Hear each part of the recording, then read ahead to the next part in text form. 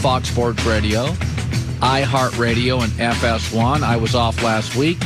May have seen the social media accounts. A little bit of a health scare. I'm fine. Joy Taylor is quarantining. She is undisclosed location.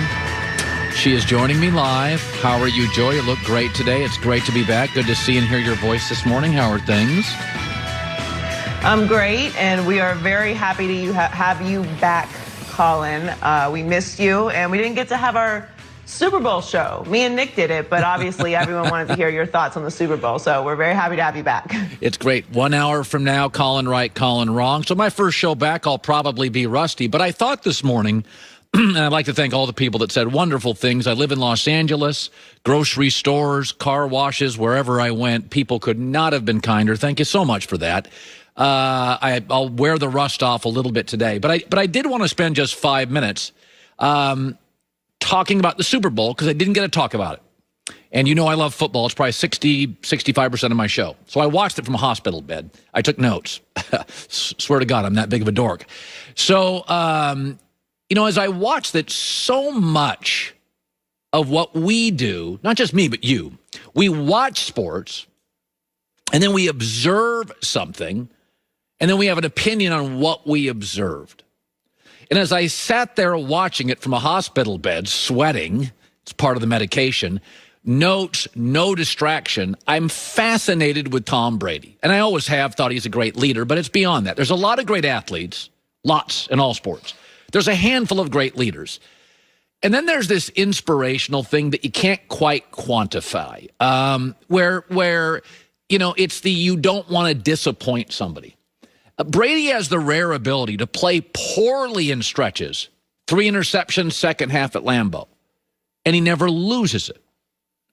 He has an ability to not be the most important person in the game. Super Bowl, it was the defensive front for the Buccaneers, and yet he never loses it.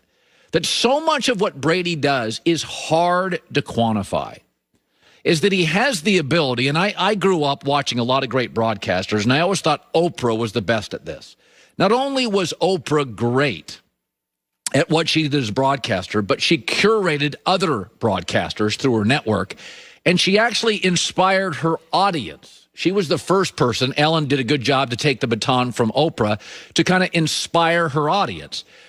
Brady did something with the special teams in Tampa that's hard to fathom. You watch football, I watch football. For the last decade or more, Tampa's special teams have been a tire fire. But yet in the playoffs, often on the road, they were really strong. Tampa's offensive line, as Tom joined the team this year, was middle of the road. Nobody thought they were elite. Yet they went to Green Bay, Kansas City. They were a dominant unit against the Chiefs' defensive line.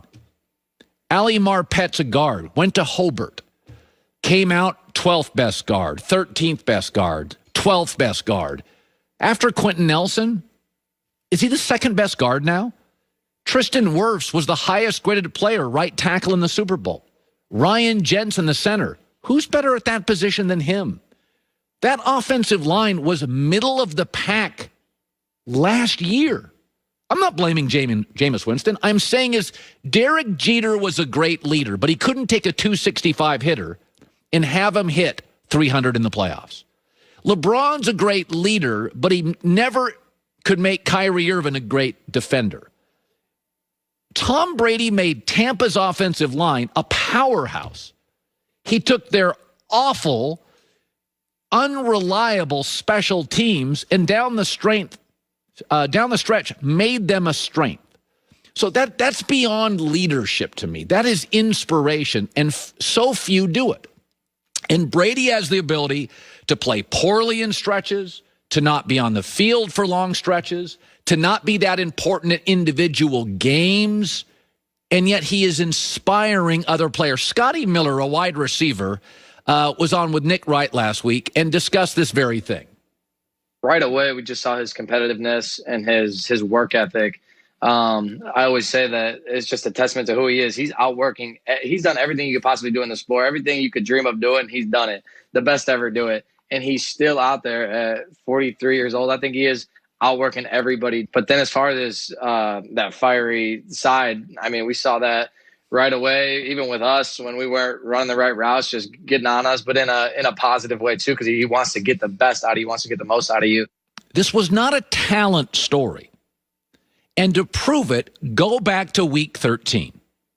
Nobody would argue what I'm about to say, including the Buccaneers. There was a lot of turbulence until about week 12 or 13. Nobody thought this was a Super Bowl team in week 10, 11, 12. Then they had a bye. From that point, that late season bye, they went 8-0. Dominant offensive line. Better than average special teams. Run game. So in that moment, when they finally, no preseason, they finally got Tom in season for 10 days of practice and inspiration, it totally changed the football team. Of course they weren't good in September, October. They had no preseason. It wasn't until they got a bye at the end of the year or near it, and Tom could teach and mentor. That goes beyond leadership. And so much, you always hear stories about people only use 10% of their brain, with rare exceptions. You hear stories about people can lift a car or lift weight. That's not about leadership. You're being inspired by something. Maybe it's fear. Maybe it's the fear of losing a child. Maybe it's the fear of gaining something. Whatever it is.